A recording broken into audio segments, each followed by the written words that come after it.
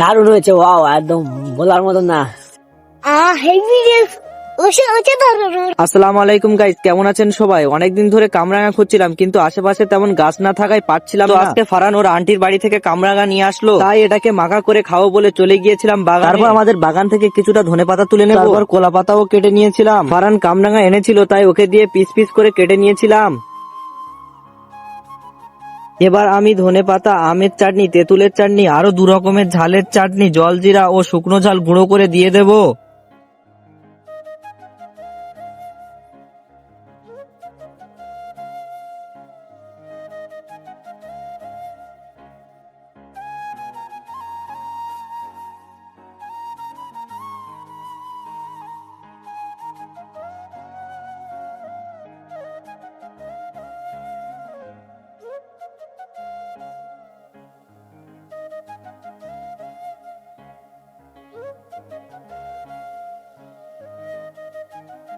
সরিষার তেল দিয়ে ভালো করে মাখিয়ে নেব কামরাঙা গুলো। গাইস এটা কি খেলাম আমি, এত স্বাদ কেন? গাইস আপনারা কারা কারা সবসময় কিছু না কিছু মাখা করে খাও, কমেন্টে জানাবেন। গাইস আসলে এই কামরাঙাটা অনেক সুন্দর লেগেছিল, আপনারা এইভাবে করে খেলে কামরাঙার প্রেমে পড়ে যাবে। সব শেষে এই লাস্ট একটু একটু ঝোলগুলো হেভি সুন্দর লাগছিল।